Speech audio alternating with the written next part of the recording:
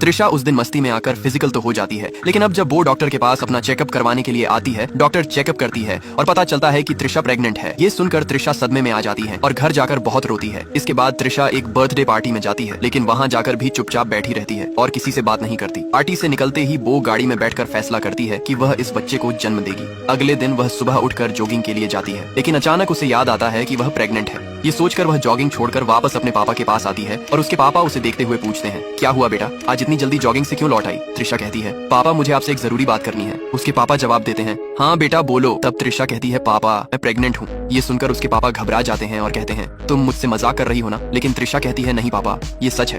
तभी गुस्से में आकर वो कहते हैं, तुम प्रेग्नेंट कैसे हो सकती हो? किसके साथ, कब और कहाँ हुआ ये सब? क्या वो अंकित है? त्रिशा जवाब देती है, नहीं पापा। फिर उसके पापा कहते हैं, बेटा एक बार हम डॉक्टर से बात कर लेते हैं। त्रिशा कहती है, मैंने डॉक्टर से पहले ही कंफर्म कर लिया है। इसके बाद उसके पापा कहते हैं, तो बताओ लड़का कौन है? त्रिशा कहती है, मैं आपको बता नहीं सकती। त्रिशा के पापा उसे बोलते हैं, अब क्या करें? तब त्रिशा बोलती है कि मैं इस बच्चे को जन्म देना चाहती हूँ। यह सुनकर त्रिशा के पापा गुस्से में बोलते हैं, इसका मतलब तुम शादी करना चाहती हो? लेकिन त्रिशा बोलती है, नहीं मैं यह शादी नहीं कर सकती। ये सुनकर त्रिशा के पापा बोलते हैं, क्या बात कर रही हो? तुम मुझसे शादी क्यों नहीं करना चाहती हो? त्रिशा फिर बोलती है, नहीं हो सकती। इसके बाद त्रिशा के पापा बोलते हैं, क्या हुआ, क्या वो लड़का शादीशुदा है? त्रिशा बोलती है, नहीं। फिर त्रिशा के पापा बोलते हैं, तो फिर क्या दिक्कत है? तुम एक काम करो, तुम अबॉर्शन करवा लो। लेकिन त्रिशा इसमें भी राजी नहीं होती है। इसके बाद त्रिशा के पापा उस पर भड़क जाते हैं और गुस्से में चले जाते हैं। रात को त्रिशा अपने पापा को गार्डन में उदास बैठे देखकर पास जाती है और कहती है, आप मुझसे नाराज हैं? पापा बोलते हैं, हाँ। इसके बाद त्रिशा अपने पापा से बोलती है, क्या मैं इस बच्चे के पापा को बता दूं? ये सुनकर त्रिशा के पापा बोलते हैं, क्या उसे पता नहीं है? त्रिशा बोलती है, नहीं। फिर पापा पूछते हैं, क्या तुम उसे अपनाना चाहती हो? त्रिशा जवाब देती है, नहीं। इसके बाद त्रिशा के पापा बोलते हैं कि अगर ये लड़का ये सुनकर खुश हो जाए तो तुम्हारा क्या रिएक्शन होगा? त्रिशा बोलती है, पता नहीं। फिर वो कहती है, क्या मैं उसे बता दूं? उसके पापा बोलते हैं, हाँ बता दो। इसके बाद वो अपनी दोस्त को कॉल करती है और कहती है, जो उस दिन बर्थडे पार्टी में जो शराब वाला आया था उसका नंबर जल्दी से भेज। लेकिन उसकी दोस्त इसे गंभीरता से नहीं लेती और फोन काट देती। अब वापस त्रिशा अपने दोस्त को कॉल करती है और कहती है, मैं प्रेग्नेंट हूँ। ये सुनकर उसकी दोस्त को झटका लगता है और वह अपने दोस्त को कॉल करके उस दारू वाले का नंबर देने के लिए कहती है। लेकिन उसका दोस्त कहता है, ये दारू बारू पीना छोड़ दो, नहीं तो तुम्हारा भी मेरी तरह लीवर खराब हो जाएगा और मैं अभी भी अस्पताल में हूँ। ये सुनते ही त्रिशा गुस्सा हो जाती है और वो अपनी दोस्त से कहती है कि उसे नंबर देने के लिए बोले। इसके बाद वो आदमी कहता है, मैंने सारे दारू बालों के नंबर डिलीट कर दिए हैं। फिर वो दोनों उस जगह जाते हैं जहाँ उन्होंने पार्टी की थी। वहाँ वो एंट्री रजिस्टर देखते हैं जहाँ पर सारे लोगों का नाम लिखा होता है, मगर उस दारू वाले ने अपने सिग्नेचर की जगह लंबी लाइन खींच दी होती है। अब त्रिशा घर चली जाती है और घर जाकर एक एक करके सभी दारू वालों को कॉल करके अपने घर पर दारू मंगवाती है। वो ये सब इसलिए कर रही थी ताकि उसे वह लड़का मिल जाए। त्रिशा के पापा उसे दारू इकट्ठा करते हुए देख लेते हैं और पूछते हैं, क्या तुम डिप्रेशन में हो? त्रिशा जवाब देती है, नहीं पापा, मैं किसी और वजह से ये सब मंगवा रही हूँ। इसके बाद उसे एक और दारू वाले का कॉल आता है। जब घर से बाहर निकलती है तो देखती है कि वो वही लड़का है जिसे वो ढूंढ रही थी। त्रिशा बहुत खुश हो जाती है और दौड़ते हुए जाकर उस लड़के को गले लगाती है। ये दोनों एक दूसरे को गले लगाने के बाद गाड़ी में बैठ जाते हैं। रास्ते में वह लड़का पूछता है, तुम्हें मेरा नंबर कहाँ से मिला? त्रिशा बोलती है, बोल मत। उसके बाद वह लड़का कहता है, क्या हुआ तुझे? मेरी परफॉर्मेंस ने हिला दिया या फिर से कोई पास के होटल में चले? इसके बाद त्रिशा उससे उसका नाम पूछती है। लड़का कहता है, विशाल। फिर दोनों होटल में जाते हैं। वहाँ त्रिशा कहती है, मुझे तुमसे एक बात करनी थी। विशाल कहता है, बोलो। त्रिशा बोलती है, लास्ट टाइम हमने जो किया था वह तुझे याद है ना? विशाल कहता है, हाँ सब कुछ डिटेल में याद है। त्रिशा बोलती है, मैं प्रेग्नेंट हूँ। ये सुनकर विशाल उदास हो जाता है और कहता है, क्या ये कंफर्म है? त्रिशा बोलती है, अगर कंफर्म ना होता तो मैं तेरे पास क्यों आती? फिर त्रिशा कहती है, मैं इस बच्चे को जन्म देना चाहती।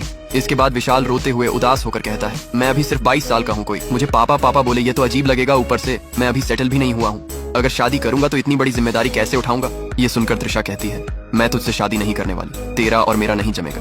तुझे कोई जिम्मेदारी नहीं उठानी पड़ेगी। मैं अकेली ही इस बच्चे को संभाल लूंगी। मैंने इसलिए तुम्हें यह बात बताई क्योंकि यह तुम्हारा भी बच्चा है। त्रिशा से यह सब सुनने के बाद वह कहता है, मेरा दिमाग बंद हो गया है, मैं बाहर जाकर एक सुटा मार कर आता हूँ। यह कहकर वो बाहर चला जाता है। उधर त्रिशा मन ही मन में सोच रही थी कि कैसा डरपोक लड़का है जो कि प्रेगनेंसी की बात सुनते ही घबरा गया। विशाल सुटा मारकर अंदर आता है और कहता है, मैं काम नहीं छोड़ूंगा। त्रिशा उससे कहती है, कल मुझे चेकअप के लिए जाना है। वह लड़का जवाब देता है, मैं भी साथ आऊंगा। अगले दिन दोनों चेकअप के लिए जाते हैं और जब त्रिशा का चेकअप हो रहा था तो वो लड़का मॉनिटर देखकर डॉक्टर से तरह तरह के सवाल करने लगता है। चेकअप के बाद विशाल डॉक्टर को पैसे देने की कोशिश करता है, लेकिन डॉक्टर पैसे लेने से इनकार कर देती है क्योंकि वो त्रिशा की बुआ है। उसके बाद त्रिशा कहती है, डॉक्टर को सीधे पैसे नहीं दिए जाते बल्कि रिसेप्शन पर दिए जाते हैं। इसके बाद त्रिशा उसे बाहर छोड़कर अपने घर चली जाती है। घर पहुंचते ही त्रिशा के पापा उससे कहते हैं, मुझे उस लड़के से मिलना है, लेकिन त्रिशा मना कर देती है। उसके पापा फिर जिद करते हैं, मुझे उससे मिलना ही है। त्रिशा कहती है, अगर आप उससे मिलेंगे तो आपकी उससे लड़ाई हो जाएगी। इसके बावजूद भी त्रिशा के पापा जिद पर अड़े रहते हैं, जिसके बाद त्रिशा कहती है, ठीक है। अब त्रिशा विशाल को रेस्टोरेंट के बाहर बुलाती है और कहती है, मेरे साथ चलो, डैड तुमसे मिलना चाहते हैं। यह सुनते ही विशाल कहता है, हाँ मिलेंगे, मगर उन्हें मुझसे क्या काम। जिसके बाद त्रिशा कहती है वहाँ जाकर पता चल जाएगा। अब दोनों गाड़ी में बैठकर घर चले जाते हैं। घर पहुँचते ही त्रिशा विशाल से कहती है डैड से मिलो। त्रिशा के पापा विशाल को देखते ही अजीब सा मुंह बनाने लगते हैं। फिर वे विशाल से पूछते हैं तुम क्या करते हो। विशाल जवाब देता है मैं दारू बेचता हूँ। यह सुनकर त्रिशा के पापा हैरान हो जाते हैं। यह सुनते ही त्रिशा के पापा त्रिशा से कहते हैं समझ गया, इसीलिए तुमने बेडरूम में इतनी शराब जमा की है। फिर वह कहते हैं क्या तुम्हारे मम्मी पापा जानते हैं कि तुम यह सब करते हो। विशाल जवाब देता है मेरे मम्मी पापा नहीं है। यह सुनते ही त्रिशा के पापा की आंखों में आंसू आ जाते हैं। त्रिशा पूछती है कोई तुम्हारा ख्याल नहीं रखता। विशाल जवाब देता है हाँ रखते तो हैं, लेकिन मैं किसी पर बोझ नहीं बनना चाहता, इसीलिए मैं दारू बेचकर अपना गुजारा कर लेता हूँ। इसके बाद विशाल कहता है अब मैं चलता हूँ अंकल।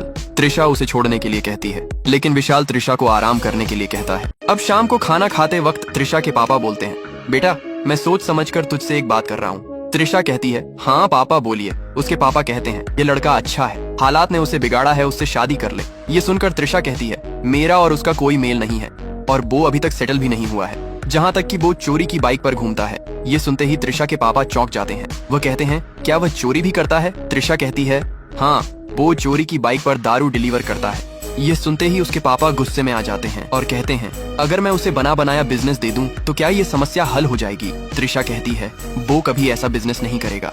इसके बाद त्रिशा के पापा कहते हैं ये सब मुझ पर छोड़ दो। फिर त्रिशा के पापा विशाल का नंबर देने को कहते हैं, लेकिन त्रिशा नंबर नहीं देती और उठकर चली जाती है। अगले ही दिन त्रिशा के पापा विशाल का पता लगा लेते हैं और वहां जाकर देखते हैं कि विशाल का पूरा कमरा इधर उधर बिखरा हुआ है और उसके कमरे से सिगरेट का धुआं ऐसे बाहर आ रहा था जैसे 100 लोग अंदर बैठकर सिगरेट पी रहे हों। अब विशाल पूछता है आपको मेरा पता कैसे मिला। वो कहते हैं अहमदाबाद से केदारनाथ के यात्रियों का पता ढूंढा तो तुम्हारा पता मिल गया। तभी उसका दोस्त आता है और आते ही कहता है 35 बोतलों का ऑर्डर मिला है। विशाल कहता है ठीक है बाद में देख लेंगे। ये सुनकर त्रिशा के पापा जाने लगते हैं। तब विशाल कहता है पानी तो पीकर जाइए, लेकिन त्रिशा के पापा बहाना मारकर फ्लैट से बाहर निकल जाते हैं। तभी उन्हें त्रिशा का कॉल आता है और कहती है आप विशाल के घर गए थे। तभी त्रिशा कहती है विशाल के घर जाने से कुछ नहीं होने वाला और फोन काट देती है। इसके बाद त्रिशा के पापा सफाई करने वालों को कॉल करते हैं और विशाल के फ्लैट का पता देते हैं और सफाई करने वालों को लेकर विशाल के फ्लैट के अंदर आ जाते हैं। अब त्रिशा के पापा विशाल को बाहर जाने के लिए कहते हैं, मगर विशाल कहता है मेरा एक काम है। तभी त्रिशा के पापा कहते हैं दारू डिलीवरी करनी है ना, आज तुम्हारा दोस्त कर लेगा। विशाल को बाहर ले जाकर त्रिशा के पापा उसे नए नए बिजनेस के आइडिया देते हैं, लेकिन विशाल को कोई भी बिजनेस पसंद नहीं आता। तभी यह सब होते हुए त्रिशा देख लेती है और विशाल दौड़ते हुए त्रिशा से कहता है मुझे बिजनेस नहीं करना है, अंकल को समझाओ ना। और त्रिशा कहती है रुको मैं पापा से बात करती हूँ। अब त्रिशा अपने पापा से कहती है क्या जरूरत थी उसे ये सब बिजनेस दिखाने की, लेकिन उसके पापा कहते हैं मैं उसे सेटल करना चाहता हूँ। ये सुनते ही विशाल बोलता है अंकल मैं सेटल हूँ। इसके बाद त्रिशा कहती है कि आप यह सब क्यों कर रहे हो। तभी उसके पापा जवाब देते हैं तुम दोनों को एक साथ देखने के लिए। ये सुनते ही विशाल बोलता है इसका मतलब आप चाहते हो कि हम दोनों लिविंग में रहे। ये सुनते ही त्रिशा हंसने लग जाती है। इसके बाद त्रिशा के पापा बोलते हैं अगर तुम कल को बच्चा पैदा करोगे और वो बच्चा बड़ा होकर कल को स्कूल जाएगा तो उससे कोई पूछे कि तुम्हारा पापा क्या करता है तो वह क्या कहेगा कि मेरा पापा दारू बेचता है। ये सुनने के बाद विशाल कहता है मैं अपने बच्चे के लिए कुछ भी करने के लिए तैयार हूँ, लेकिन मैं अपना धंधा नहीं छोड़ूंगा। विशाल की ऐसी बातों से वो मान जाते हैं और त्रिशा के पापा त्रिशा को विशाल के साथ भेज देते हैं। विशाल त्रिशा को अपने घर ले जाकर अपना घर दिखाने लगता है और कुछ समय मजाक मस्ती के बाद वो दोनों बाइक लेकर बाहर घूमने चले जाते हैं। अब घर आते ही वह दोनों एक दूसरे को हग करते हैं और फिजिकल होने ही वाले होते हैं। तभी उसका दोस्त पुकारता है और कहता है एक बोतल का ऑर्डर आया है। अब विशाल अपने दोस्त को बोलता है तुम चलो मैं आता हूँ। जिसके बाद विशाल वापस रूम में जाता है। अब त्रिशा उससे पूछती है कौन था, जिसके बाद विशाल बोलता है भुवन मिलने आया था। अब वापस वो अपने प्रोग्राम पर लग जाते हैं। तभी अचानक विशाल को कॉल आता है और उसे पता चलता है कि भुवन को दारू के साथ पकड़ लिया है। अब विशाल भुवन को छुड़ाने पुलिस स्टेशन पहुंच जाता है, लेकिन पुलिस वाले उसके दोस्त को नहीं छोड़ रहे थे। इस दौरान त्रिशा अपने पापा को कॉल करती है और उसके पापा के कहने पर पुलिस विशाल को छोड़ देती है। इसके बाद विशाल घर आता है तो घर आते ही देखता है कि त्रिशा घर पर नहीं है। तभी विशाल त्रिशा के घर पहुंच जाता है और कहता है तू मेरा फोन क्यों नहीं उठा रही थी। तभी त्रिशा बोलती है मैं कुछ सामान लेने आई थी। विशाल कहता है आज मैं कुछ अलग ही महसूस कर रहा हूँ, चल दोनों शादी कर लेते हैं, मैं ये सारे 2 नंबर के काम छोड़ दूंगा। इसी दौरान त्रिशा के पापा आ जाते हैं और वे उन्हें कहता है मैं त्रिशा से शादी करना चाहता हूँ। यह सुनकर उसके पापा की खुशी का ठिकाना नहीं रहा। जिसके बाद विशाल त्रिशा को गोद में उठाकर ले जाता है और ये कहानी यहीं पर एंड हो जाती है।